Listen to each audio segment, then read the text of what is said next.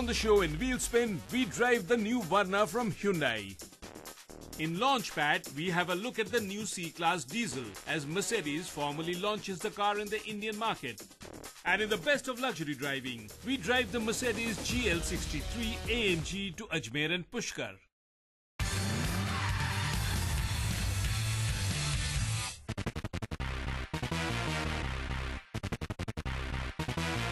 The year was mid-2011 and Hyundai literally rocked the world of mid-segment cars when they launched the Verna. Mind you, the Verna had been around since 2006, but the new one, which they called the fluidic sculpture design, was absolutely spectacular. And it came with not only fresh looks, but a bag full of goodies which would have made any kid very happy. It had everything that you wanted in a car, especially a mid-segment one. And the result too was as to be expected. The car went on to become the best-selling car, but then times change and with it things change. Now it's time to have a look at the new Verna.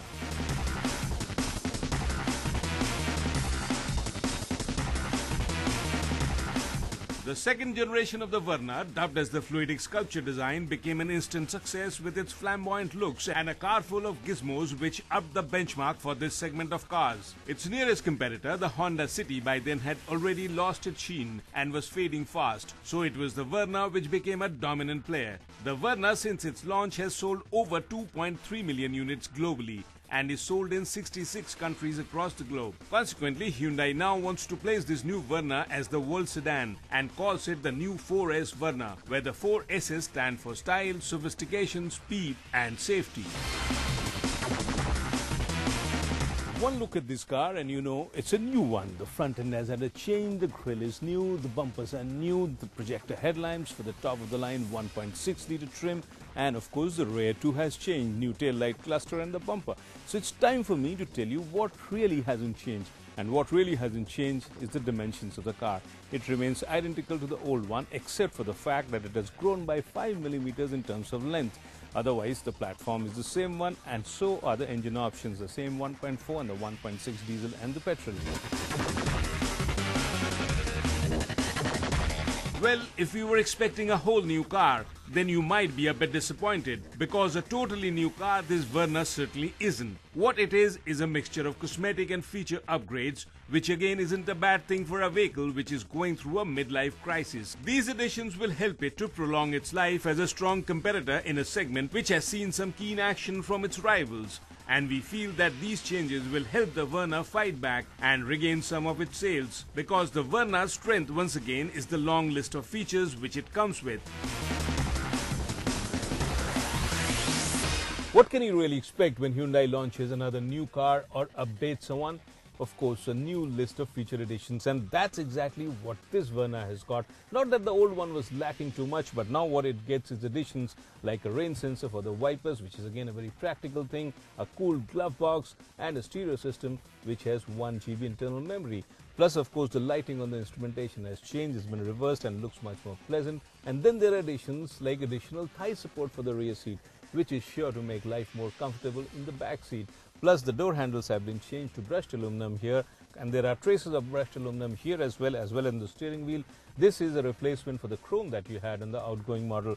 Overall, there's an extensive list of features that this new Verna carries, and this is something you are sure to like. In fact, it makes me feel like I've just entered a new toy store. Overall, the layout remains the same, so at first glance when you step in, it might look like the new one. But then when you start driving it and you use all the features, you realize that they have been very valuable additions. So chances are you're going to like this new Verna a bit more than the old one. Not only the addition of features will value add to the Verna as a whole, but the good part is that overall the feel and texture of the interiors seem to have improved too, with better materials, but the bad part is that the design and the layout remains the same as the old one. So you would be hard pressed to tell the difference initially, and I certainly had expected more design changes inside the cabin. But one thing that remains is the clever use of space inside, and this shows up nowhere better than in the many cubby holes and bottle holders it offers, both in the rear as well as for the front seat. And this, I am sure, will come in very handy for the regular users of the Verna.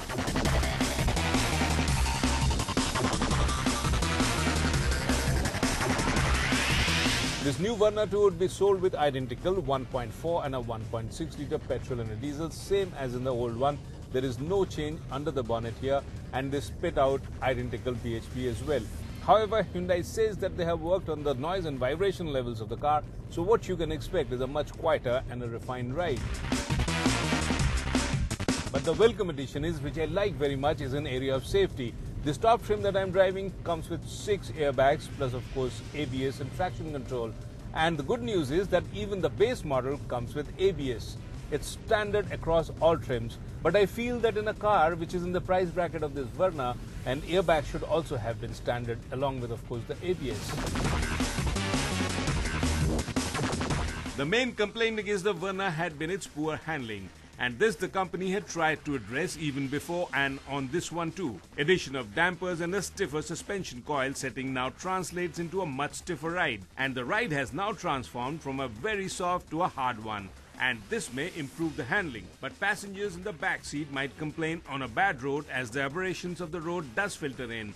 But again, this has helped the Verna corner better and become a lot more stable on a winding road, something the driver in you is sure to like.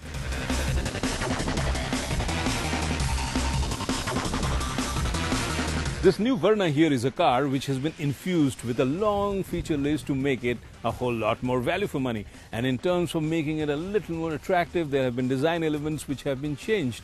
New projector headlamps, diamond cut alloy wheels, which all add a nice touch. Whether you like the looks or not, I leave it to you. But for me, this works just as well. In fact, I find this better looking than the old one.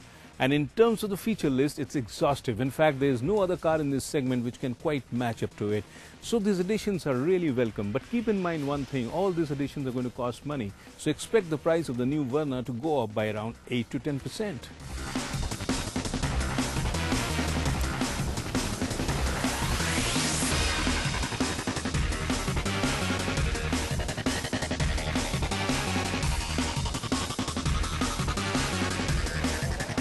Coming up next, in Launchpad, we have a look at the new C-Class diesel as Mercedes formally launches the car in the Indian market.